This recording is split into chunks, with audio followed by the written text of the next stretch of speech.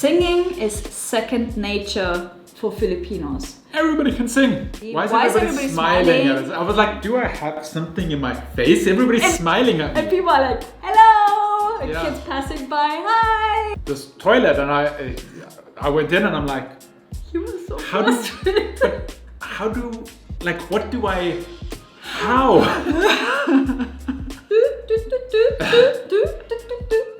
It is not easy to chop the head off a chicken.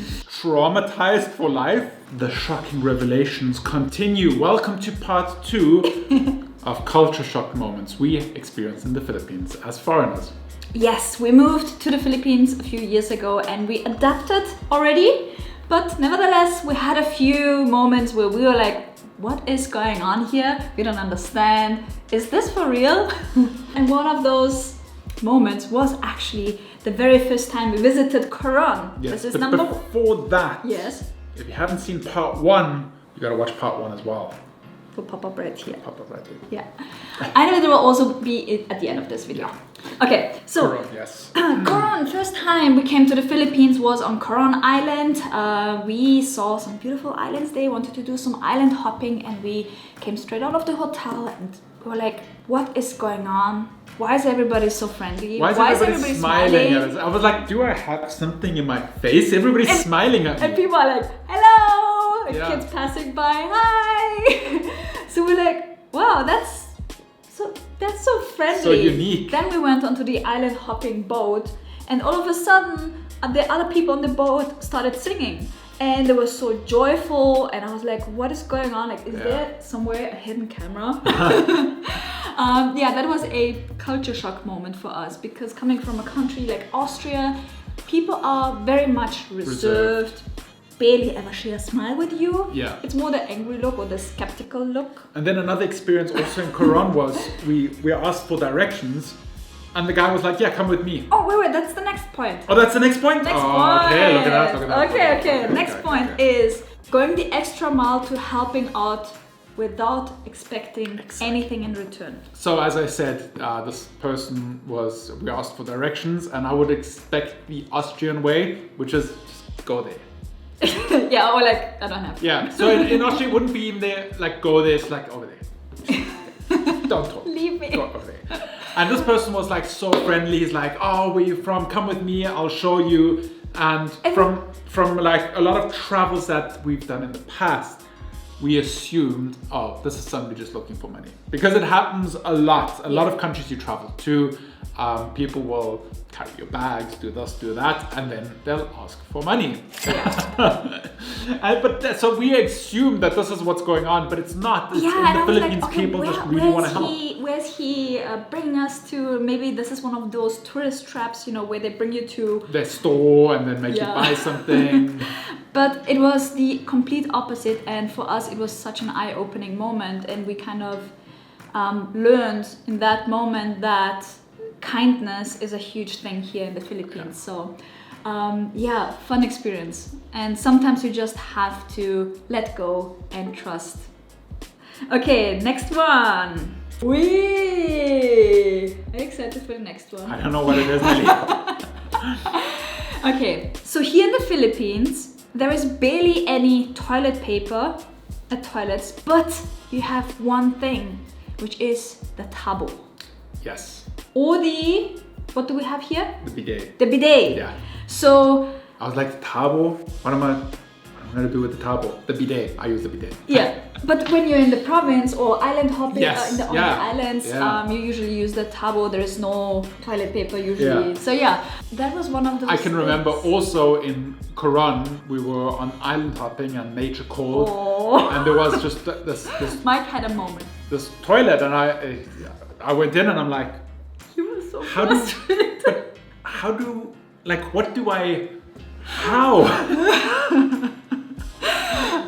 Here's a suggestion. Always carry some toilet paper with you if you need it. But tabo shower for your everything business on the toilet, showering like I did on the El Nido island hopping. It's quite an experience, and I think you know, during this pandemic, there has been a shortage on toilet paper, and we will luckily not be affected by that because we have learned to use a bidet. Exactly. I installed bidets here in our apartment, and I figured out a way to install it to the water heater. So we have warm water in the bidet. Luxury. A few days ago, we received something in the mailbox that we got really excited about, and it's our toothbrush. We're so excited to work with a brand that has the best electric toothbrushes, which is Foso. Maybe you guys realize, but this year Mike and I practice a lot of self-care, and self-care is also hygiene and your daily habits that you have. One of those daily habits is brushing your teeth, and we decided to have some really elegant and sleek design this time, not any funky looking toothbrushes.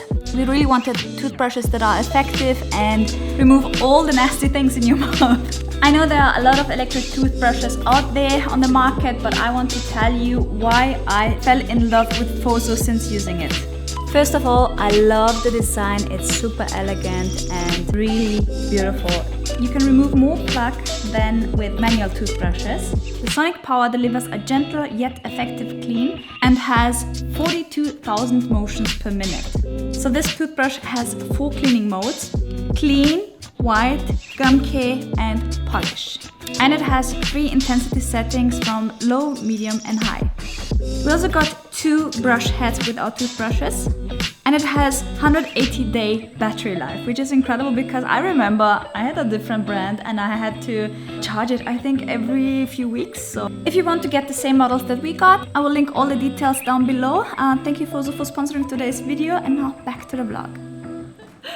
Okay, next one. Oh yeah, we had that in another video. Strangers will invite you to food and drinks. Yes. And this is not just, you know, it's not just a simple invitation. People will go like the extra mile. I can remember, well, it's one of my favorite moments, which was in Negros when we were invited. People just casually, Yeah, hey, just so come crazy. for dinner, come for dinner. Okay, we met this guy, German guy, at a coffee shop, and they're like, what are you doing here? And we were just like, we're visiting. And he's like, well, do you want to hang out tonight? And we're like, okay. So we came back. We were literally rushing from Apo Island back to... I set up the world record for driving time from Dumaguete to Bacolod. Yeah, and we went there and they prepared a whole feast for us. Yeah. Like big lechon on the table, honestly, specialties. It is one of my favorite videos. You have to check that out after this video. We'll link it here. It'll pop up right there. Damn it. Wait. Oh, it'll pop up. It'll pop up. Watch it. It's like we had like the most amazing food from Bacolod.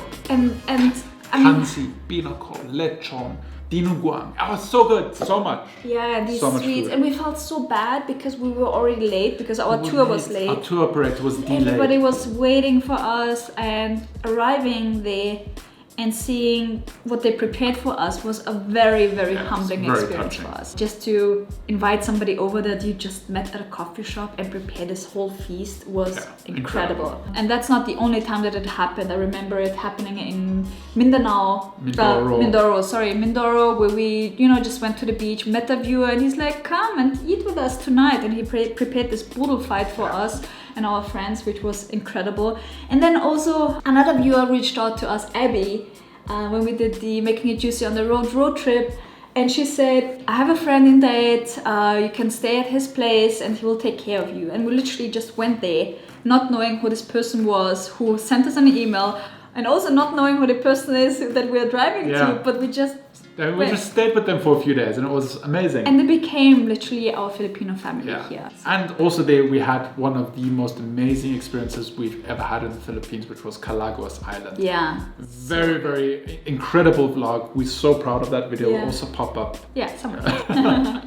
It's always confusing for YouTubers. Because it's mirrored. Yeah. Okay, we're halfway there. Okay. Let's take a second, and if you've been enjoying this video so far, give it a thumbs up. And subscribe. It's free. I guarantee our content is free for you guys. You will just get a notification on your phone that we uploaded a new video. That's it. Lots of fun content here on the channel. Okay, let's continue. Oh my goodness, culture shock moment. Loud music at malls and shops and everywhere.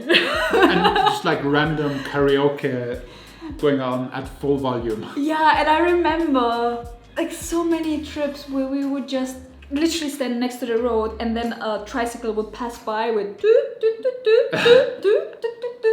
Buddha dance. Buddha dance, yeah. Yeah, so fun. Sometimes it's a lot. Sometimes when you're grocery shopping and it's super loud and you feel like you're in a disco, it's overwhelming, but it's fun. It's kind of, you walk into some place and then they play loud music and you feel good. Big culture shock moment, because in Austria we barely ever have that. It's illegal! Like everything, it's illegal. Okay, another culture shock moment was the huge portions of meals here. Yeah. Yeah, so we would order a soup, just literally a soup, and it will, like, we would get a bowl like this. It's like for 10 people. Yeah, it's for sharing. So the whole food concept here is all about sharing the food that is on the table. You order soup in Austria, you get like tiny little. Here in the Philippines, it's family is a big thing here, and sharing a meal with your family, your friends is also very big. So yeah, all portions are usually huge. If you order rice, you get a mountain of rice. And it was very confusing because the prices are so much lower than what we are used to in the West. So you'd say, oh, well, the soup is only like 300 pesos. It's gonna be like a small soup. Then they bring out like a boatload of soup. Yeah, good soup. Good soup. Oh yeah, okay, culture shock moment, and I already mentioned that. When you go to a market, and I'm talking about the wet market, it can be a shocking experience if you're not used to it. Yeah. I remember that time when we were in Bohol with our friends Pierre and Trina, and we visited the market and they had some meat, freshly cut meat, and like all the things, and it was kind of... It's a lot. Yeah. It's a lot when you're not used to it, because you must imagine, we come from Austria where you go to a supermarket, you have everything nicely wrapped up. You just go there, take your meat, and you go home. And some markets you'll go there and like, do you have chicken? And I'm like, yeah, absolutely, here. Yeah, here we go. And you're just like, just traumatized for life. Like, can I put this head back on the chicken? Like, you good, buddy. But no, jokes aside, I prefer it that way now than the other way around. I'm traumatized. Remember the time I had to chop the head off the chicken for us? Because we bought the chicken at the market and it was just a chicken, and then we unwrap it and it's a whole chicken with the head, like, we took it out of the bag and the head just flops out. It is not easy to chop the head off a chicken. It is not easy. Broke my knife and my spirit. It was like the time that I got traumatized when I saw my cousin's grandma killing the chicken in front of my eyes, and then later on we had it for lunch and I couldn't eat chicken for a month. But yeah, now we are pretty much used to it. It's fresh, farm fresh. Oh yeah, okay, next one is also a good one. So the social media landscape here, the culture is very well established. So you would, like, literally when you go into the park, you would see groups of people dancing to TikToks, and it's normal. Yeah. Like, nobody would give you stupid looks or would say like, what are you doing here? Or nothing. It's so well accepted. And even like for us as vloggers, when we walk around with a camera, nobody is like... So it's very well established. So here we're like, accepted. we're vlogging, we're like, what's up guys, and blah blah blah blah. In Miami would be like, hey, what's up guys. In Austria would be like, what's up? Hi. Welcome. I'm not filming. You're not in no. So that's something that I really appreciate. And even like in Austria, when you say you're a YouTuber, people would be like, yo, what? Like, is that a job? Yeah. Can you make a living out of that? Last but not least, and this is something very quintessential for the Philippines. Singing is second nature for Filipinos. Everybody can sing. And even those people that can't sing, still sing. They sing so good. Yeah, from the heart. From the heart, yeah. It's just so fascinating when you travel through the provinces. Every little town has its own karaoke bar.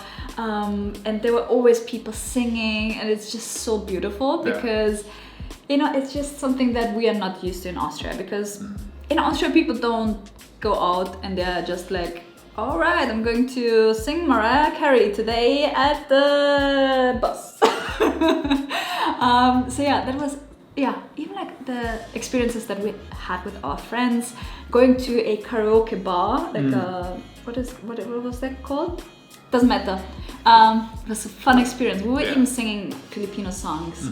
And I also saw Mickey Bustos posted something, like a fun joke about Filipinos singing when they are abroad, and people say like, come on, sing, and they're like, nah, I'm good, and they're like, no, come on, can't be that bad, and then they start singing, and everybody's like, fun video. I think I'll just link it here in the description down below. Yeah, that was it. Wow. Fun? Yeah, they could be like, theoretically we'd have enough to do like parts 10. Yeah, I know, right? Yeah, you guys let us know if you want to see another part of this, and if you have your own culture shock moments that you would like to share. I know a lot of you guys are watching from abroad, and I know a lot of you guys moved to the Philippines as well, so yeah, let's share in the comments down below. And also, I mean, the title of this video might be like, you might think, oh yeah, culture shock moments, like what are they talking about? But you know, we see it in a positive way. We learned so much in the past few years, and we changed for like good. We have adapted some very nice traits that we learned here. Yeah, it's always good to get out of your comfort zone and learn new environments. Yeah. We are also taking the step, we're going to try and move from the city to the province, so we get like, again, a new culture shock, some new impressions, some new traits. Yeah. Okay. Gotta stay uncomfortable. Yes. If you enjoyed this video, give it a thumbs up, subscribe if you're new, and we'll see you guys tomorrow, same time, same place. Remember to stay awesome, be positive, and make it happen. Bye bye.